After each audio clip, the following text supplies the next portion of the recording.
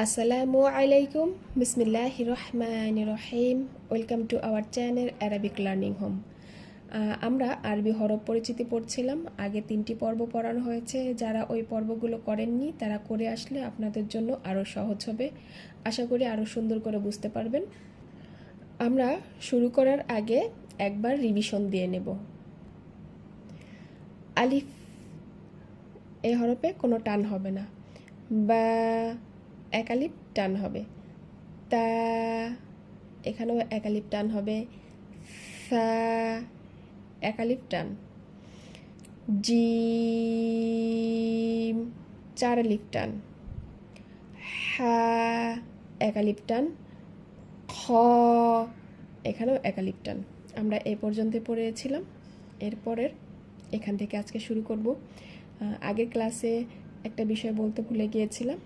সেটি হচ্ছে আপনি যদি এই একটি হরফ লিখতে পারেন, লক্ষ্য করি আগে যেমন একটি হরফ লিখলে বাকি 2টি হরফ লিখতে পারবেন, একই শেফের এই 3টি হরফ।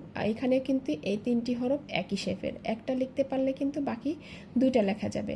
আবার লক্ষ্য করি এই জিম এর মাঝখানে এক নোক্তা, হা এর কোনো নোক্তা নেই এবং খ এর পরে এক নোক্তা। এগুলো কিন্তু আপনাকে দেখেই চিনতে হবে, আপনাকে মনে রাখতে হবে কোনটার মধ্যেখানে এক নোক্তা, কোনটায় নোক্তা নেই, কোনটার মাথার উপরে এক নোক্তা, কোনটায় কয় নোক্তা আছে। এই বিষয়গুলো কিন্তু ভালো করে মনে রাখতে হবে, মাথায় একদম গেঁথে ফেলতে হবে। তাহলেই কিন্তু আপনি দ্রুত পড়াও শিখতে পারবেন এবং সাথে সাথে লেখাও কিন্তু শিখতে পারবেন। এই একটা লেখা পারলে কিন্তু আপনি এই বাকি 2টাও লিখতে পারছেন। বেশি কথা না বাড়িয়ে পরবর্তী হরফে আমরা চলে যাই। পরবর্তী হরফ দাল। এই হরফটার নাম কতটুকু টেনে বলবো? 4 আলিফ টেনে বলবো। 4 আলিফ পরিমাণ কতটুকু? 4টি বন্ধ আঙুল খুলতে যতটুকু সময় লাগে সেটি হচ্ছে 4 আঙুল। এটি হচ্ছে এর নাম। লক্ষ্য করি দাল। এখন এখানে লক্ষ্য করি আলিফ খালি ডানে জবর। আমরা যেমন পড়েছি আলিফ খালি ডানে জবর, এই এখানেও কিন্তু আলিফ খালি ডানে জবর। এটি হচ্ছে কি মদের হরফ, এটিও কিন্তু মদের হরফ, ইয়া সাকিন ডাইনেজের। তো এই কন্ডিশনে যখন থাকবে মদের হরফের পরবর্তী হরফে যদি সাকিন আসে, সেক্ষেত্রে কিন্তু এটি 4 আলিফ পরিমাণ টেনে পড়তে হবে। আচ্ছা, আমরা ইংরেজিতে যেমন শর্ট বাওয়াল লং বাওয়াল পড়ি, আরবিতেও কিন্তু সেই ব্যাপারটি আছে। এর উপরে বিস্তারিত ক্লাস থাকবে দেখে আমি এগুলো এখনই এত ডিটেলস বলি না, যতটুকু বলা সম্ভব ততটুকু বলি। এই আরবিতে হচ্ছে লং বাওয়াল হচ্ছে 3টা, আলিফ ওয়াও ইয়া এই 3টা। এই যে আলিফ খালি ডানে জবর, এক্ষেত্রে হচ্ছে এটি একটি কন্ডিশন, আবার ইয়া সাকিন ডানেজের এটিও একটি কন্ডিশন, অর্থাৎ মদের হরফ একটু টেনে পড়তে হয়, লং করে পড়তে হয়। তো আরেকটা হচ্ছে ইয়া সাকিন ওয়াও সাকিন ডাইনে পেশ, এই 3 ক্ষেত্রে হচ্ছে এক আলিফ টেনে পড়তে হয়, অর্থাৎ এই 3টি হচ্ছে কি লং বাওয়েল। তো এই ক্ষেত্রে এই লং বাওয়াল 3টার পরে যদি সাকিন আসে সেক্ষেত্রে 4 আলিফ টেনে পড়তে হয়। একে বলে হচ্ছে মাদ্দে লাজিম হারফি। এক্ষেত্রে 4 আলিফ টান হবে। যেমন এখানে 4 আলিফ টান হয়েছিল, এখানেও কিন্তু এই হরফটি বানান করে পড়ার ক্ষেত্রে 4 আলিফ টান হবে। দাল। নাম জানলাম, এবার জানবো এর মাখরাজ। আচ্ছা, আমরা নিশ্চয়ই তায়ের মাখরাজ শিখেছি। কি শিখেছিলাম?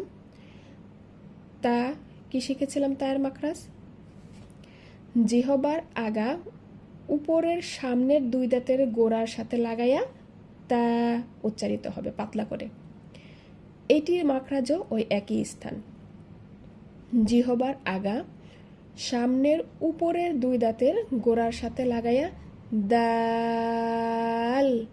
প্রথমে শুরু থেকে যেখান থেকে শুরু হবে দা, আবার শেষে যায় দাল। যখন ল বলছি সেক্ষেত্রে কিন্তু আবার ওইখানে গিয়েই থামছি।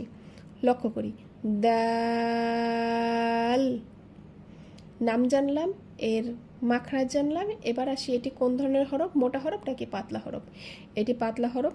যেহেতু এটি পাতলা হরফ তাহলে এর ধ্বনিও কি হবে? পাতলা হবে। প্রথমে নাম, পরে আমরা ধ্বনি। প্রথমে নাম কি করব? 4 আলিফ টেনে বলবো দাল। এরপরে নাম দা দা দা। লক্ষ্য করি এটাতে কিন্তু কোনো নোক্তা নেই। শুধু এভাবে একটা দাগ, এর সাথে কিন্তু কোনো ডট নেই। পরবর্তী হরফ, এই হরফ একই রকম, শুধু এটিতে নোক্তা ছাড়া আর এটিতে হচ্ছে এক নোক্তা আছে এর মাথার উপরে। এই ক্ষেত্রেও কিন্তু 4 আলিফ টেনে পড়তে হবে। আলিফ কালি ডানে জবর আছে, এটি হচ্ছে মদের হরফ। এর পরবর্তী হরফে কি আছে? সাকিন আসে, যে কারণে এটি মদ্দে লাজিম হারফি। এক্ষেত্রে এটাকে 4 আলিফ লম্বা করব আমরা। জাল। লক্ষ্য করি এই হরফটি হচ্ছে এর মাখরাজ যেখানে, সা এর মাখরাজ যেখানে, এর মাখরাজও কিন্তু একই স্থানে, অর্থাৎ জিহবার আগা উপরের সামনের 2 দাঁতের আগার সাথে লাগাইয়া জাল উচ্চারিত হবে, এবং এটাও কিন্তু নরম করে উচ্চারণ করতে হবে। জাল জাল। নিচের 2 দাঁতের সাথে কিন্তু লাগবে না, সামনের উপরের 2 দাঁতের আগার সাথে লাগবে। হালকা একটু জিহবা বের করে দিয়ে নরম করে উচ্চারণ করতে হবে। তাহলে এর নাম জানলাম, এর মাখরাজ জানলাম। এবার আসি, এটি কোন ধরনের হরফ, মোটা হরফ নাকি পাতলা হরফ? এটি হচ্ছে পাতলা হরফ। যেহেতু পাতলা হরফ, তাহলে এর সাউন্ডও কেমন হবে বা ধ্বনিও কেমন হবে? পাতলা হবে। আমরা নাম এবং ধ্বনি পাশাপাশি অনুশীলন করব। প্রথমে নাম জাল, এরপরে এর ধ্বনি জা জা জাল জা। এবং এটিতে নোক্তা নেই, এটিতে নোক্তা আছে, আগেই বলেছিলাম। তাহলে দাল জাল দা দা। আশা করি বুঝতে পেরেছেন। আজকের পর্ব এ পর্যন্তই। সামনে আরও কিছু হরফ নিয়ে সামনে একটি পর্ব পড়ব। আশা করি আপনারা সে পর্যন্ত সাথে থাকবেন। আল্লাহ হাফেজ।